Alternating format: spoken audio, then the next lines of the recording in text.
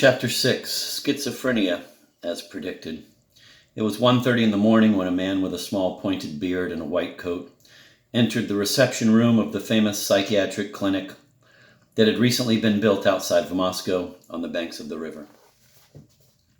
3 male nurses were keeping a vigilant eye on Ivan Nikolaevich, who was sitting on the couch.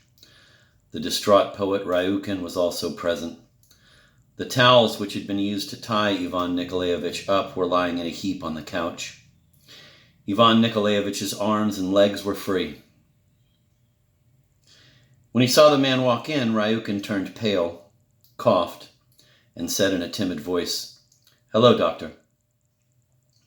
The doctor bowed to Ryukin, but in doing so, looked not at him, but at Ivan Nikolaevich. The latter was sitting completely still, with his eyebrows raised and an angry expression on his face. He did not stir even when the doctor walked in. "Doctor," began Ryukin in a kind of conspiratorial whisper, looking timidly over at Ivan Nikolaevich, "this is the prominent poet Ivan Bezdomny. Well, as you can see, we're afraid it might be a case of delirium tremens." "Has he been drinking heavily?" asked the doctor through his teeth. "No, he did drink, but not enough to... Has he been trying to catch cockroaches, rats, little devils, or running dogs?" "No," replied Ryukin with a shudder. "I saw him yesterday, and this morning too. He was completely fine." "And why is he in his underwear? Did they get him out of bed?" "That, doctor, is the way he arrived at the restaurant." Aha, said the doctor with great satisfaction. "And why the cuts and bruises? Did he get in a fight with somebody?" "He fell off a fence, and then he hit someone in the restaurant, and there was someone else too." I see, said the doctor.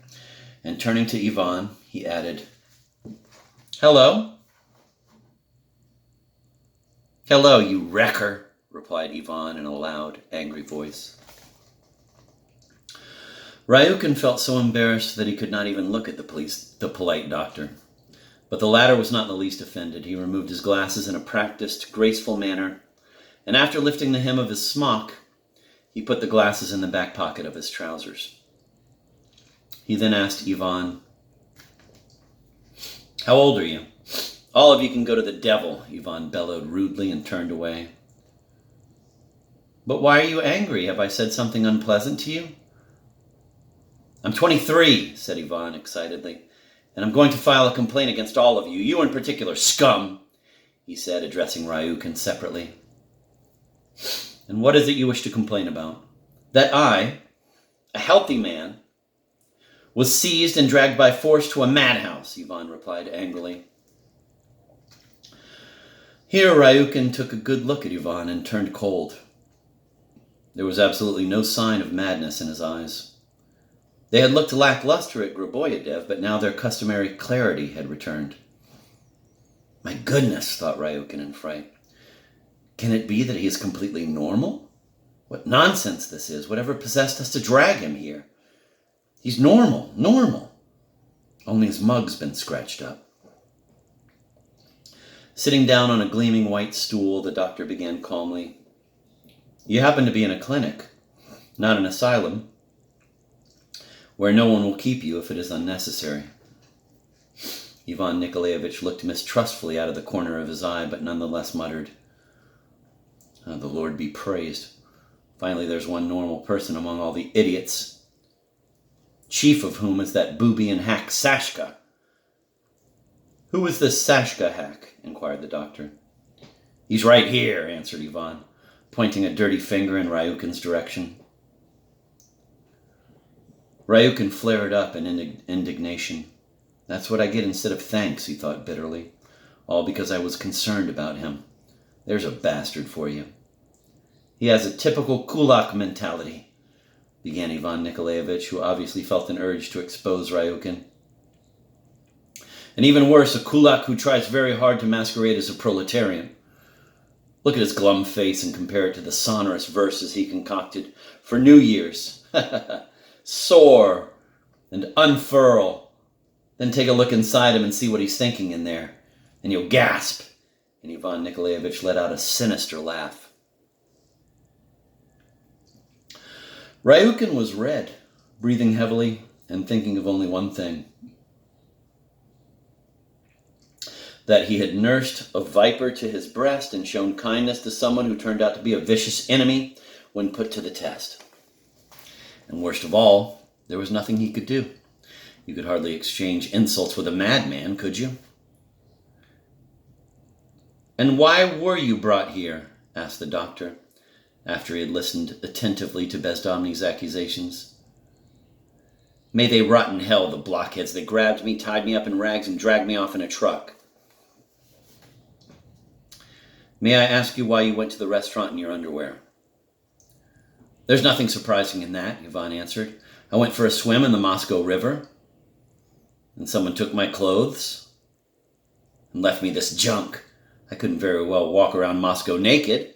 I put on what was available because I was in a hurry to get to the restaurant at Griboyev." The doctor gave Ryukin a quizzical look, and the latter mumbled gloomily, "That's the name of the restaurant." "I see," said the doctor. "And why were you in such a hurry? Did you have a business meeting?" "I was trying to catch the consultant," answered Ivan Nikolaevich, looking around anxiously. "What consultant?" "Do you know Berlioz?" asked Ivan pointedly. "You mean the composer?" Ivan became flustered. "What does the composer have to do with it?" "Oh, I see. No, not the composer. He has the same name as Misha Berlioz." Ryukin did not want to say anything, but was forced to give an explanation. "Berlioz, the secretary of Masalit, was run over by a streetcar this evening at Patriarch's Ponds." "Don't lie about things you don't know anything about," said Ivan, angry at Ryukin. "You weren't there, but I was. You deliberately set it up so he'd fall under the streetcar." "Did he push him?" "What does pushing have to do with it?" Ivan exclaimed, furious at how dense everyone was. "Someone like that doesn't have to push. He can do things that would make your flesh crawl." He knew in advance that Berlioz would fall under a streetcar. "And did anyone besides you see this consultant?" "That's the trouble. Only me and Berlioz." "I see. And what did you do to catch this murderer?" At this point, the doctor turned around and glanced over at the woman in a white coat who was sitting at a table off to the side. She took out a sheet of paper and began filling in the blank spaces in the columns. "Here's what I did. I took a small candle from the kitchen." "This one here?" asked the doctor, pointing to the broken candle that was lying next to the icon on the table in front of the woman. "Yes, and why the icon?" "Well, the icon," Ivan turned red. "The icon was what scared them most of all." He poked a finger in Ryukin's direction again. "But the fact is that the consultant, that is, let's speak frankly, he's in league with evil powers, so you won't have an easy time catching him." For some reason, the attendants stood stiffly at attention and did not take their eyes off Ivan. "Yes," Ivan continued, "he's in league with evil powers. That's an incontrovertible fact. He personally conversed with Pontius Pilate, and there's no reason to look at me like that. It's true, I tell you. He saw it all. The balcony and the palm trees, he was there with Pontius Pilate. You have my word on it." "I see. Go on." "So I pinned the icon on my chest and ran after him." At this point, the clock struck 2 a.m. "Uh-oh," exclaimed Ivan and got up from the couch.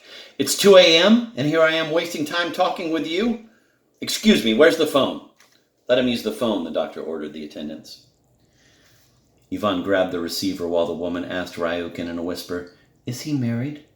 "No, single," Ryukin replied, frightened. "A member of the union?" "Yes." "Is this the police?" Ivan screamed into the receiver. "Is this the police?" "Comrade dispatcher, see to it that 5 armed motorcycles are sent on the double to catch the foreign consultant." "What?" "Come get me and I'll go with you." "This is the poet, Bezdomny speaking." "From the asylum. What's your address?" Besnami said to the doctor, clapping his hand over the receiver. Then he again screamed into the phone. Do you hear me? Hello? What an outrage! Suddenly, Ivan let out a wail and threw the phone against the wall. Then he turned to the doctor, extended his hand, said a chilly goodbye, and started to leave. Excuse me, said the doctor, looking Ivan in the eye. Where do you wish to go in the middle of the night in your underwear? You're not well. Stay here with us. Let me by, said Ivan to the attendants who were blocking the doors. Are you going to let me by or not? Screamed the poet in an awful voice. Ryukin shuddered, and the woman pressed a button on the table, whereupon a small shiny box and a sealed ampule popped out on its glass surface. So that's how it is, said Ivan, looking around wildly, like a hunted animal. Okay then, goodbye. And he dove headlong at the blind covering the window.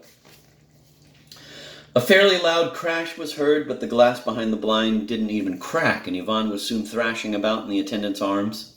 He became hoarse, tried to bite, and screamed, So that's the kind of windows you have here. Let me go, let me go. A hypodermic syringe flashed in the doctor's hands, and in a single motion, the woman ripped open the bedraggled sleeve of Ivan's Tolstoyan shirt and grabbed his arm with unfeminine strength. There was a smell of ether. Ivan grew weak in the arms of the four attendants, and the agile doctor took advantage of the moment and plunged the needle into Ivan's arm. They held on to Ivan a few seconds longer, and then lowered him onto the couch. Bandits! Shouted Ivan, and jumped up from the couch, but was deposited on it again. As soon as they let go of him, he was about to jump up again, but this time he sat back down himself. He fell silent for a moment, looking around wildly, then yawned suddenly, then grinned maliciously. So they've locked me up after all, he said, yawned again, and then suddenly lay down, putting his head on the pillow and his fist under his cheek like a child. In a sleepy voice, free of malice, he mumbled, Well, and very good. Too, you'll pay for what you've done. I warned you so. Now do as you wish, right now. What interests me most is Pontius Pilate. Pilate, and here he closed his eyes. A bath, room 117, private, and post a guard, ordered the doctor while putting on his glasses. At this point, Ryukin shuddered again. The white doors opened noiselessly onto a corridor lit by blue night lights. A rubber-wheeled gurney rolled into the room from the corridor, and the sedated Ivan was transferred to it and wheeled down the corridor, the doors closing behind him. Doctor, whispered the shaken Ryukin, is he really sick? Oh, yes, replied the doctor. But what's the matter with him? Ryukin asked timidly. The weary doctor looked at him and replied listlessly, Speech and motor excitation, delirious episodes. Clearly a complicated case. Schizophrenia, one must assume, and alcoholism, too. Ryukin did not understand anything the doctor said except that Ivan Nikolaevich was obviously in a bad way. He sighed and asked, And what was all that about a consultant? He probably saw someone who excited his disturbed imagination. Or perhaps he was hallucinating. A few minutes later, the truck was carrying Ryukin back to Moscow. It was getting light, and the streetlights along the highway cast a glow that was both unnecessary and unpleasant. The driver was angry that the night had been wasted, and he drove the truck so hard that it skidded on the turns. Then the forest fell away and remained in the background. The river disappeared to the side, and a highly varied panorama came out to meet the truck. Fences with sentry boxes, stacks of wood, towering poles and masts threaded with spools, piles of crushed stone, land slashed by canals. In short, one had the feeling that Moscow, was lying in wait just around the next bend and was about to fall on one and engulf one. Ryukin was having a bumpy ride since the stump he was sitting on kept trying to slide out from under him. The towels from the restaurant, which the policeman and Panteley had tossed into the truck before leaving earlier on the trolley bus, were sliding all over the floor of the truck. Ryukin had started to try and pick them up, but for some reason he hissed in fury, "The devil with them! Why am I making an ass of myself?" And he kicked the towels aside and stopped looking at them. The passenger was in a terrible mood. It was obvious that his visit to the insane asylum had had a most oppressive effect on him. He was trying to understand what was tormenting him. Was it the corridor with the blue lights that had stuck his mind? Was it the thought that there was nothing worse in the world than to lose your mind? Yes, of course it was that too. But that, after all, was a universal response. There must be something else. But what was it? It was the insult, that was it. Yes, the insulting words that Bezdomny had thrown in his face. And the worst thing was not that they were insulting, but that they were true. The poet had stopped looking off to the sides and staring at the dirty, rattling floor of the truck. He began muttering and whining, gnawing away at himself. Yes.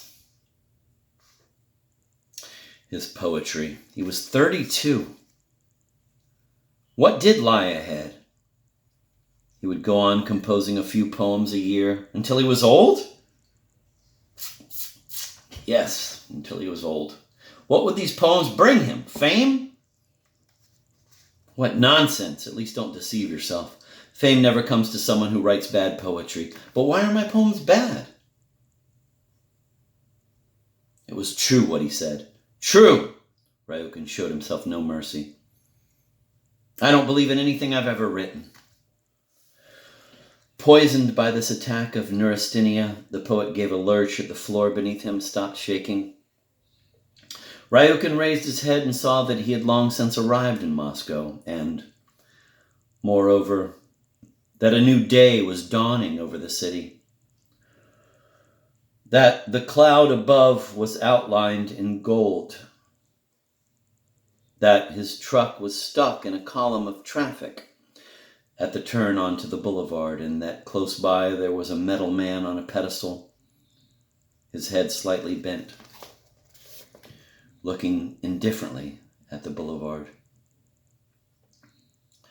Strange thoughts poured into the stricken poet's head. There's an example of real luck. Here Ryukin stood up in the truck and raised his fist in an attack against the cast iron man who wasn't harming anyone. Whatever step he took in life, whatever happened to him, everything worked to his advantage. Everything added to his fame. But what did he do? I don't get it. What's so special about the words, "Storm with mist the heavens covers"? I don't understand. He was lucky. Lucky, that's all. Ryukin concluded with sudden venom, just as he felt the truck stir beneath him. He was shot by that white guard, who smashed his hip and guaranteed his immortality. The column of traffic began to move. Not more than 2 minutes later, the poet, utterly ill and visibly older, was stepping onto the veranda of Griboyev. It had already cleared out. There was a group in the corner finishing up their drinks, presided over by a master of ceremonies Ryukin knew, who was wearing an embroidered skull cap and holding a glass of Aubrau champagne in his hand.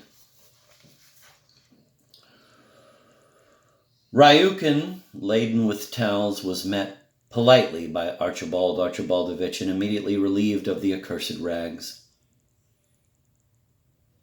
Had Ryukin not had such an agonizing time at the clinic and in the truck, he probably would have enjoyed recounting what had happened at the hospital, embellishing the story with a few details of his own invention. But now he wasn't in the mood for it, and however unobservant Ryukin was, now, after the torture in the truck, he looked sharply into the pirate's face for the first time and realized that despite his inquiries about Bezdomny and even his acclamations of "how awful," he was at heart completely indifferent to Bezdomny's fate. and did not even feel sorry for him. Good man, that's right, thought Ryukin with a cynical, self-lacerating malice. Cutting short his story about schizophrenia, he asked, Archibaldovich, may I have a little vodka? The pirate put on a sympathetic face and whispered, I understand, right away. And he signaled a waiter.